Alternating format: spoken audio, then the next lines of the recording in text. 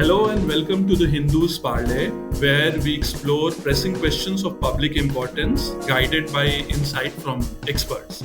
I am Shiv Sahay Singh, your host for this episode. This week, we discuss the recent findings of the Sample Registration Survey report for 2021, where the country's total fertility rate has remained constant at 2.0. Bihar, however, has the highest total fertility rate at 3%, while there are other states like West Bengal and Delhi recording a low TFR of 1.4. The question which we are asking is whether Bihar's high replacement rate is a consequence of poverty. We will try to look at the numbers, explore the socio-economic reasons, and hear from the experts. Let me first introduce you to our panelists. Our guests for the podcast are Saswata Ghosh and Prasenjit Bose. Professor Ghosh holds a PhD in population studies and is an associate professor at the Institute of Development Studies, Kolkata. Our second guest is well-known economist and activist, Dr. Prasenjit Bose. Dr. Bose is a PhD in economics who regularly contributes to public policy debates across media platforms and remains quite active in social and political movements. I'll present the first question to Professor Saswata Ghosh. What does TFR rate of 3 mean for Bihar and whether it has any association with party? Thanks, Shiv, for inviting me. The thing is that from quite a few years, if you go back another 6 to 7 years, the TFR, that is the number of children per woman, actually remained almost constant in case of Bihar. It is 3, 3.1, 3.2. It is actually hovering around 3. So it and according to the expert committee report of the population projection, if you see that the Bihar will be the only state which will achieve the replacement level of fertility, that is 2.1, in only in 2039. That is the only actually laggard state in terms of the fertility transition. Although, in case of Bihar, if you see the the infant mortality rate has actually declined. It is now nearly 26, 27 per 1,000 live birth. From the earlier it was 40 or something like that. And also there are other indicators like the women's educational attainment and other demographic indicators have actually improved. But the thing is that only TFR remains at that level.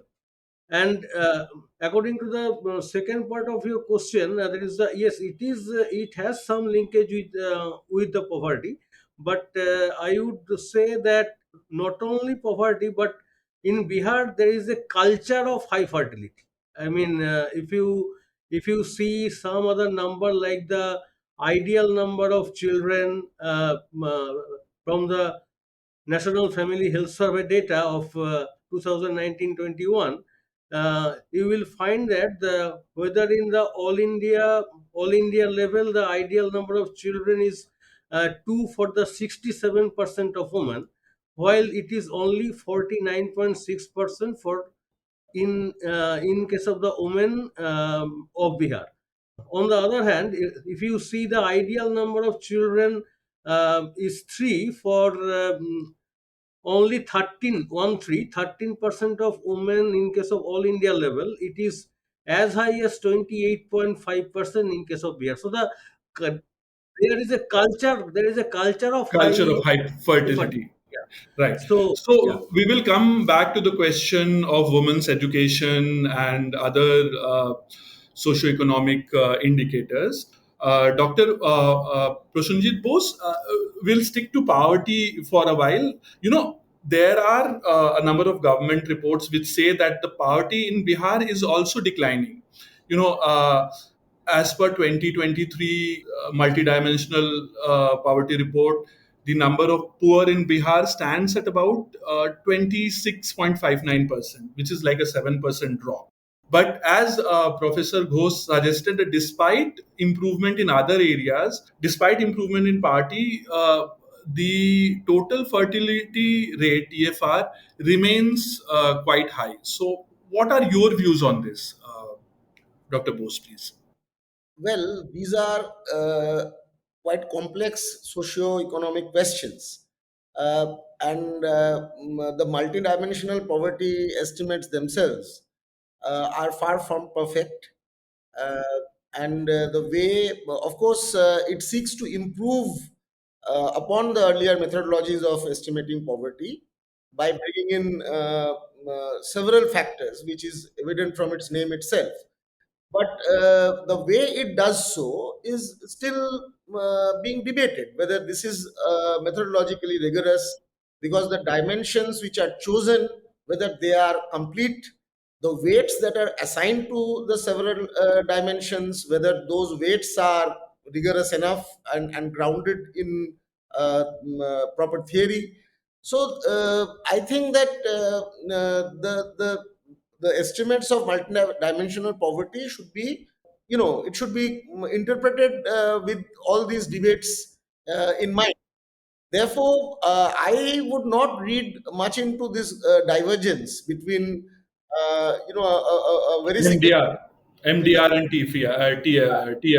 TFR. And in a way, I would agree with what Shashwato has said in terms of cultural factors having a very important causality in determining fertility rates. But I would also add that there are other economic factors in terms of urbanization, in terms of employment opportunities, in terms of livelihoods, which are not really captured by the multidimensional poverty estimates, which and of course health and education, literacy, public health, all of this have they have an impact on determining the total fertility rate and the replacement rate. And therefore, just to look at it from either the prism of poverty and also from the prism of a particular kind of poverty estimates. It would be too simplistic. Yeah, Huh. it's a bit oversimplistic in trying to understand the complex phenomenon. What I am comfortable about is the fact that ultimately both the estimates are moving in the same direction. I think that itself should be a matter which needs to be noted. That ultimately poverty is also coming down, and the TFR is It's also, also coming down. yeah, is also coming down. Right, right. Uh, Professor Ghosh, in the SRS figures, there is also, it clearly gives a distinction between rural and urban TFRs, total fertility rate. And across the country, in rural areas, the TFR stands at 2.2, and in urban areas, it is 1.6. In Bihar, again, there is a stark gap of zero point 0.8 points. The TFR, urban is 2.3 and rural is 3.1. Like, why such a, stark gap in terms of rural and urban areas, if you can? If you see carefully, that the gap actually, I mean, it is for all India average, it is 1.6 for the urban, and for the rural, it is 2.2. That means the gap is actually zero point 0.6, right? And in case of Bihar, it is 2.3 for the urban, and 3.1 is the rural. So the gap remains around zero point 0.8. Now, the point 0.6 and point 0.8 is not a very big difference, but the what is startling is that for the all India urban it is 1.6, while it is 2.3 in case of Bihar. So gap within the urban area itself is actually zero point 0.7, and for the rural areas it is actually zero point 0.9.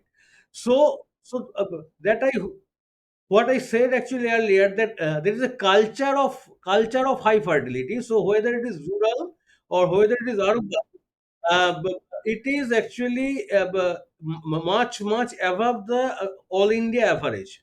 So actually, naturally, so if both these figures are actually higher from the all India averages, so there is something going on apart from poverty, apart from urbanization, apart from all these things. That all these things, something is puzzling in this case. That why my question would be that why in the urban area where the affluent section or the educated section actually live, um, they are also TFR is above uh, above the replacement level of fertility. So, I mean, that is something puzzling. So, for that reason, I would again come to that issue, that the culture of high fertility, and in this case, I would like to actually mention one famous quote from one of the great demographers, Ansley J. Cole, in actually 1973, in one of his seminal piece, he actually wrote that uh, human fertility behavior is a calculus of conscious choice. So, quote, calculus of conscious choice, unquote. So, it is a calculus of conscious choice that people are going for the higher number of children. It is not that by chance. It is a it is actually through their volition, through their decision, that they are going for the higher higher number of children compared to the Other overall areas or income. the other Yeah, parts of the country. Yeah. yeah. So even if you give, even if the IMR has declined, even if there is a higher use of the contraception, even if there is a decline in the unmet need for contraception, but despite all these things, the fertility, even in the urban areas, it is actually remained high. It's a So, conscious choice, as you're so suggesting. yeah, so it is a conscious choice among the people. I mean, until and unless the people think that the low fertility size is actually beneficial for them, until and unless they think about it. So and it should come to their own realization.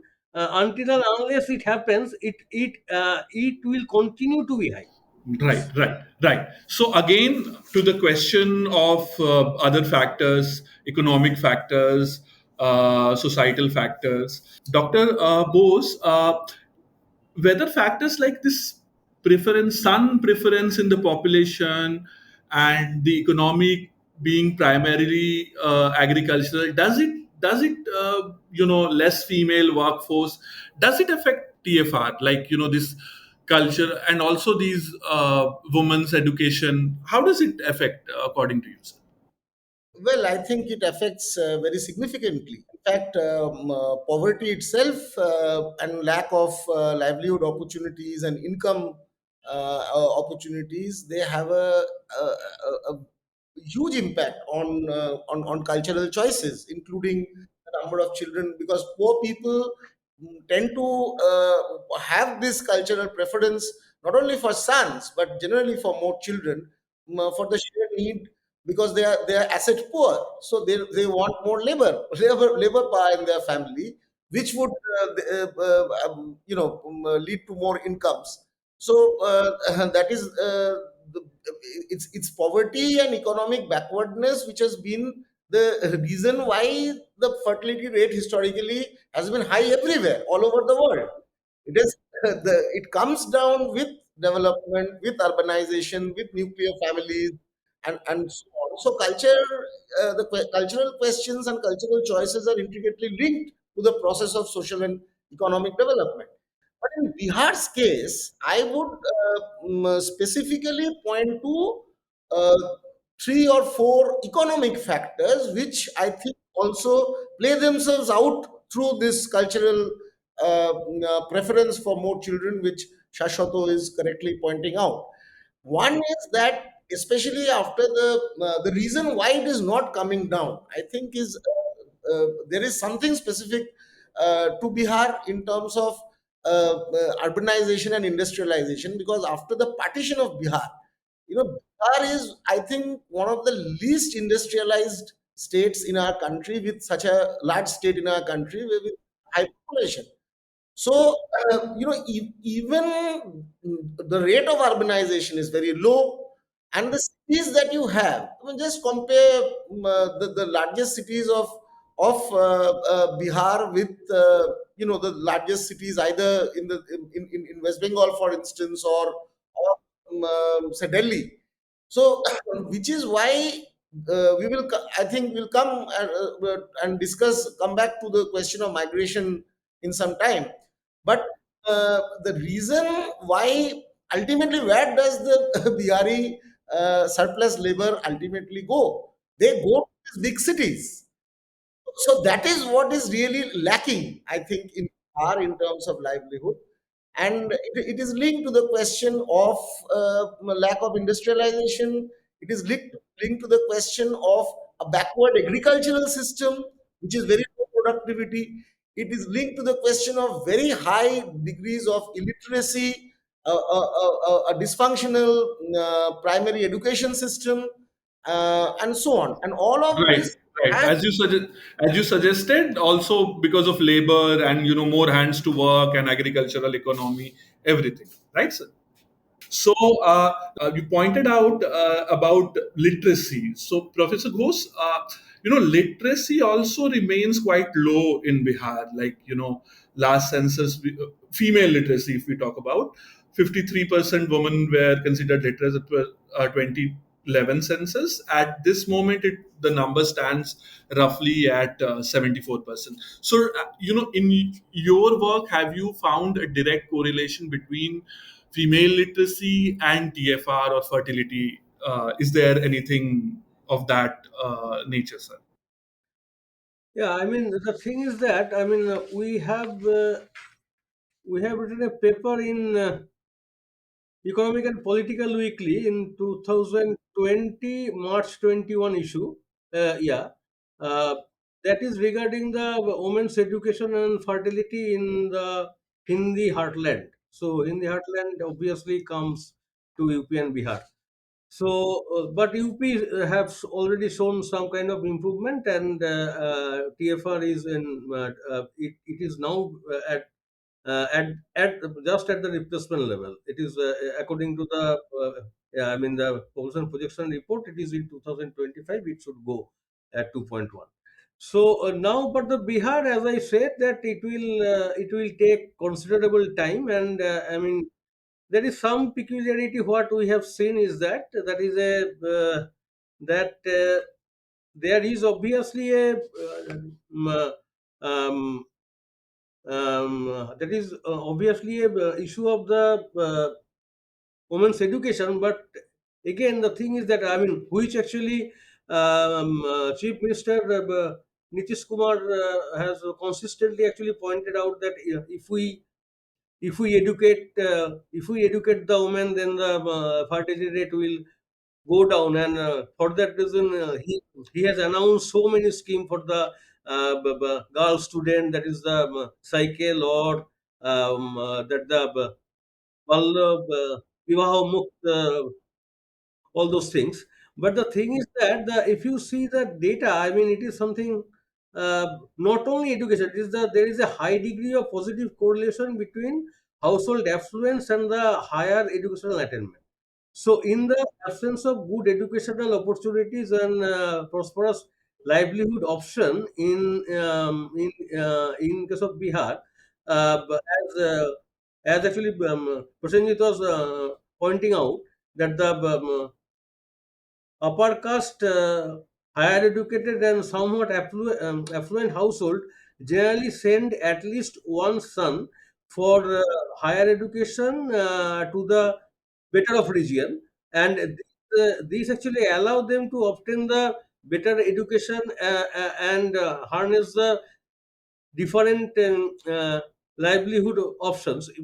However, in the rural affluent landed households, the parents prefer at least one son to stay back with them to take care of their property and support them during their old age. So, in such a scenario, the couple generally prefer at least two sons, and this is actually supported by the data. As I show that, as I actually in the beginning, I have actually mentioned that two ideal number of children is two, and an ideal number of children is three.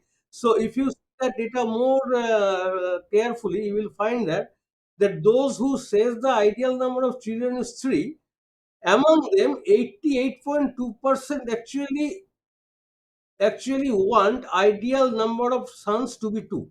Two. So not one, but two. But the son preference you're saying Uh, is so, so at least generally prefer at least two sons. How, however, since the probability of having two sons successively is only about 26.4%, according to a paper by Clark in 2000, a significant proportion of families actually ultimately ended up with a large family size. So this is one of the important issue, and thing is that if I come to the issue of the education, then it may be pertinent to argue that due to the traditional ethos, this newly educated women, those are generally the first generation actually learner, and they are actually not actually necessarily be exposed to the outside world, and in such a scenario, they lack employability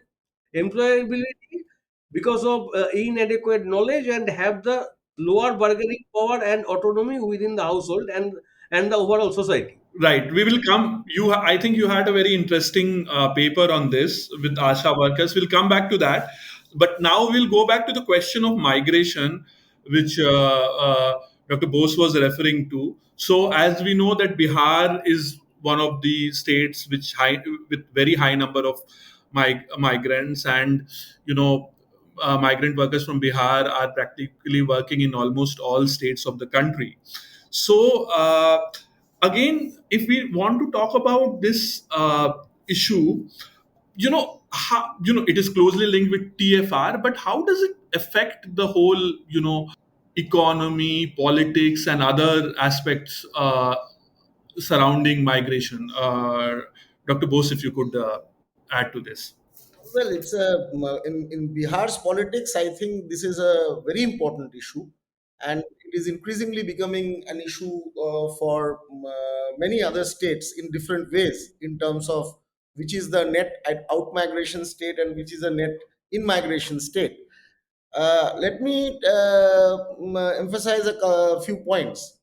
One is that the Hindi word for migration, which is used commonly in Bihar, is palayan. I think that itself, whereas palayan should ideally in English translate into escape, not migration. Uh, so that itself, I think, shows it is the economic factor or the lack of economic development has led to a cultural tendency, huge tendency to migrate out, and it is certainly for economic opportunities more than anything else. Marriage, of course, for women is an important factor, but if you are looking in terms of not intrastate but interstate migration, Bihar ranks second to Uttar Pradesh in the entire country. One additional point I want to make is that you see, Bihar had a census in a way because of this caste. So we actually have the entire population data of Bihar, which we do not have for most states in the country. So this 22-23 caste census report, it showed that not only the total population of Bihar to be slightly over 13 crore, but it is having the largest proportion of youth population in the country today. So, youth being defined as say 15 to 34 years age group. You can take any cohort, define it in terms of any definition of youth population. Bihar would throw up the largest number of youth population in any state in our country is in Bihar. It's 15 to 34 age group is almost 36, over 36% of Bihar's population. So you are talking about almost 5 crore, 4.8 crore out of 13 crore people are in Bihar. It In is that age group. Yes, this is yes. directly related to the high TFR. Now, the basic point is that youth unemployment in Bihar is very high. It is in double digits. And what is also true for the PLFS data clearly show that what is true for the rest of the country is even more true for Bihar. That if you go up the education ladder, in case of graduates, the unemployment rate is almost 50, is 15%. So that is the real problem, where where there is so much of surplus labor, and it has a huge impact on the economy. The wage rates are very low. The formalization, less than 9% of the Bihari workforce within Bihar have a regular job, have a regular salaried job. So 91% of the workforce is either self-employed or works as casual workers, mostly in rural areas, in agriculture or non-agricultural areas, with hand-to-mouth existence. Within the workforce, 33% in Bihar are illiterate compared to the national average of 22%. So Hmm. so That is why we have such a high palayan, as you say, or migration, as you exactly. put.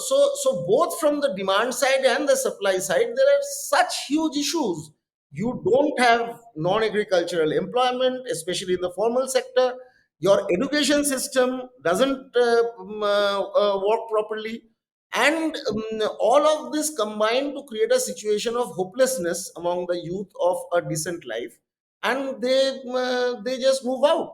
And all the metropolitan cities of our country, especially the national capital region of Delhi, Mumbai, Kolkata to some extent, especially in the context of Bihar, but that's also because of historical reasons.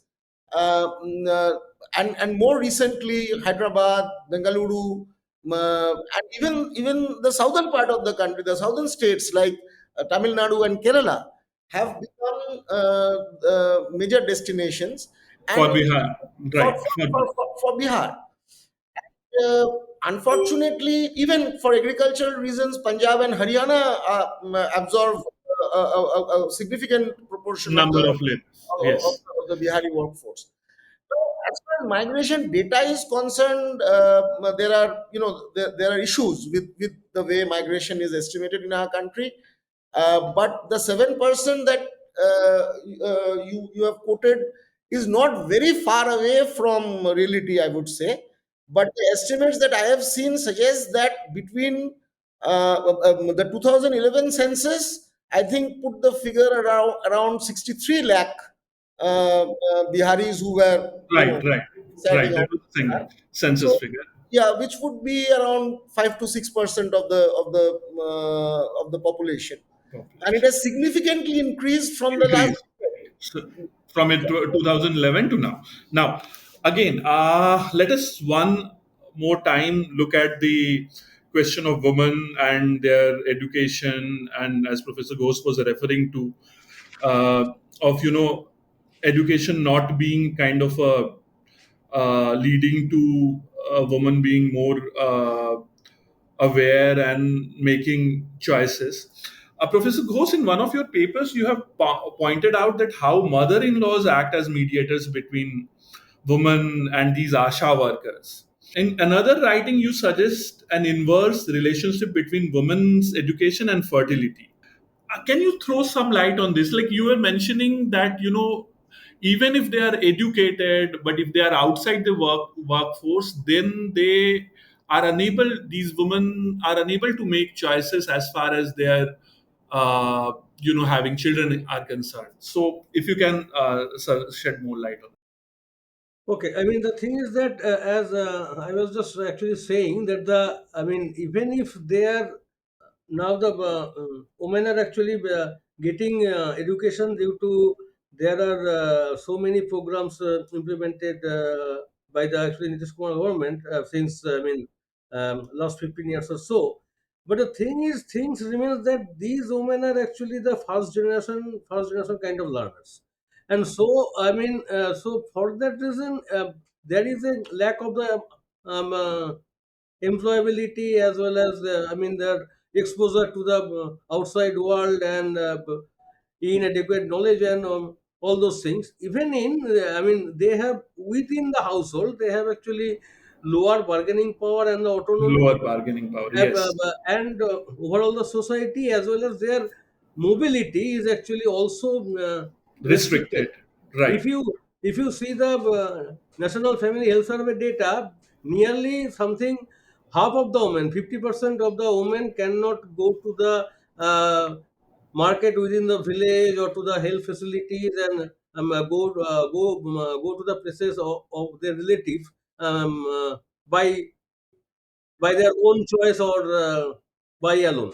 So so the thing is that there is this and they also have the insufficient social network system, and for that reason they are actually likely to subsume under the traditional norms of the high fertility instead of defying some um, uh, defying Despite some having, yeah, yeah despite so having attained education and yeah, and all that. Right. so the positive externality of the education is actually absence. So absent in this case. So the and this situation further actually accentuates in the absence of the critical mass of the educated women in the community, and the valuation of the woman in the society, village society itself. So that one has to look into. And another issue what you were actually referring to in another of our study, which actually published in a form of a volume which titled Maternal and Child Health in India, Networks and Information Diffusion. It has been published by the Routledge, UK, and it was really based on a primary survey of 2,250 women in the six districts in case of Bihar. And what we found that the information diffusion network actually revealed a hierarchical network with the Asha at the top and the neighbors and the relative, including the mother-in-law at the middle, and the target recipient, Hmm. that is The the beneficiaries, huh? the age group of 50 to 49 reproductive age group women, they are the recipient of the information at the bottom. And the interaction was mostly restricted and within the family. And it was observed that the SAS, that is the mother-in-law, played a very crucial role as the gatekeeper through which the Asha was able to interact with the daughter-in-law, that is the Bohu. And the important thing is that the absence of the bohu in the direct deliberation actually implied that the power of the SAS as gatekeeper increases, and the information process through the SAS, who may use her role as the gatekeeper to distort the information or simply withhold it to ensure that the bohu adheres to the traditional family norms, the fertility and maternal child healthcare practices. So right, So right. So women, the beneficiaries or the women in the reproductive age group are not always free to make the choices as far as the reproduction is concerned. Right. yeah, and actually, mother-in-law actually control the whole actually system. Right, right, right. Now we come back to, and the most important question probably is that, when we look at the TFR of North Indian states like Bihar, Uttar Pradesh, MP, states with a high fertility rate, it is not per that state's problem. It is something which concerns all of us in the country, as far as population stability is concerned, and also it is leading to this whole politics of north versus south, whether it is relating to delimitation. Fresh debate is raging on. So, Dr. Bose, this is the most most pressing question which we are facing now. We have a new set of data which has been released in May recently. Where do you think that this will lead to the debate? Now there is, there has always been, and now there is more empirical evidence of certain states having a very high fertility rate, and some in the north having a high fertility rate, and some states in the south where the fertility rate is declining. So where does this lead to, in the political context, the debate lead to the political? Well, I think that it is leading to a very serious crisis for Indian democracy. And, you have to just look at the fact that, and I'm glad that you brought up the names of the other states, because I don't think that this problem should be discussed only in the context of Bihar. It is the Hindi heartland located in North India, especially Bihar, Uttar Pradesh, Madhya Pradesh, Rajasthan, and mainly these four, and also you can bring in Chhattisgarh, Jharkhand, and maybe even the smaller ones. But these four big, large states, Hindi-speaking states, uh, and North Indian and Madhya Pradesh is of course Central Indian state. These states are now accounting for a very different, disproportionately larger share of the country's overall population. And what is happening in the political domain is that it is a conflict of political representation which lies at the heart of democracy. Our electoral system is a system of representative democracy where one person, one vote, one value is a basic principle. Now, if you just go by the logic of the demographic change that has happened, just look at the numbers, then of course what is happening is that over time, and as and when the demographic the delimitation debate opens up, which is likely to happen only after the new census, this question will come, that the hugely disproportionate or divergence in the size of parliamentary and assembly constituencies between these states or the North Indian states in general, and states like Kerala, like Tamil Nadu, and now even West Bengal, I think, is the very sharp decline in the TFR and replacement rate in West Bengal is actually it needs a separate discussion why it is happening and so on. Overall, if we see that there is a divergence of population and demographic trends in the country, which is leading to certain constituencies, say in Uttar Pradesh constituency, Lok Sabha or an assembly constituency or a constituency in Bihar or Madhya Pradesh or Rajasthan, would have a disproportionately large number of people who are being represented by a single MP or a single MLA, whereas the case is entirely different in states where the TFR is already low or is showing a falling trend. Especially, I would say in Tamil Nadu and in Kerala. Now, if you are just looking at the representative argument, then it makes sense that there has to be some correction, because the value of a vote in Uttar Pradesh or in Bihar is going down compared to the value of a vote in Kerala or in Tamil Nadu. But on the other hand, I think that the point which the southern states have already made in many ways, many other ways, also in terms of the finance commission grants and so on, but also in terms of delimitation, is that they are they going to be punished because of their success in socio-economic development, which has contributed to bringing down the TFR and If are replacement there. rate. So So are they going to, yeah, are they going to pay suffer the because of, price? yeah, Huh. yeah. So does socio-economic progress and policy successes ultimately would they be rewarded or Or would they be will punished be in punished. Right. squeezing their political representation in parliament or in their say in national affairs and so on? And also in terms of financial resources allocated to the state, because population is the main criteria through which the finance commission grants are the devolution of taxes and grants and financial resources are decided. So these are this conundrum. It's a puzzle because both sides have serious arguments in this. Why should it be the case that if I am a person from Bihar, then I would have to recon with a parliamentary constituency where there would be 25 lakh to 30 lakh voters, and I would be represented by only one MP. So it's a serious problem.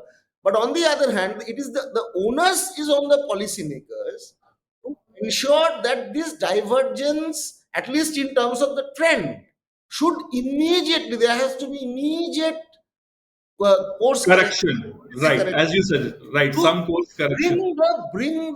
bring a convergent trend at least.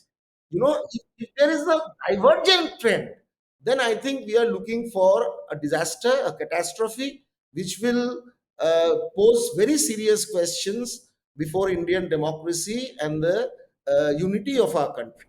Right, right, right. So, before we conclude, Professor Ghosh, we have discussed the problem at length. Any suggestions or any kind of inputs to policymakers, if you would like to give both Professor Ghosh and Dr. Bose, any suggestion like Dr. Bose gave his inputs, but as a population scientist, Dr. Ghosh, if you have anything to add to this.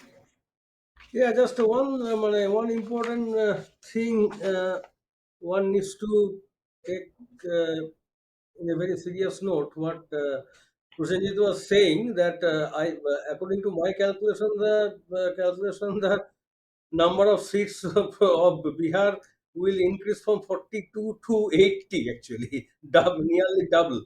And another important thing is that all other states, I mean, the case of UP, MP, Rajasthan, everywhere, there is some sort of declining trend can be established. Now, But not in Bihar. except Bihar, Bihar is a very typical case. I mean, as I said, it is a culture. Now, and that culture is actually linked to the land holding, household asset, the mindset of the people, son preference, deeply seated actually patriarchy in the people's mind, and as well as there is and this patriarchy and casteist society are actually synonymous kind of thing. So and this requires actually the changes in the institution itself. So the institutional changes and the structural changes actually. I mean, not only through women's education, not only through this. Through the that public providing the contraceptive public facilities and so on and so forth. I don't think it cannot be solved in that way, but there is some kind of other things that the norm. I mean, normative changes has to be made. Otherwise, I mean, without the changes in the social norm and culture of this kind of thing, that the you require minimum three child, and out of them two are must be son. So this culture, this mindset has to be changed, and that requires the institutional change and systemic change in the people's actually mind, and government has to play very significant role in this regard. Okay, so in over the past 45 minutes, we discussed not only what leads to high TFR rates in Bihar, and why this is not a Bihar problem or or a North Indian problem, but also something which affects our politics, our democracy, and larger well-being of the country. I would like to thank both Dr. Prasenjit Bose and Professor Shashwata Ghosh for their valuable insight on this topic. Thank you very much, Thank you. both of you, Thanks a lot. and for listening to more podcasts on interesting topics. Do tune in to the Hindus Parley. Thank you so much.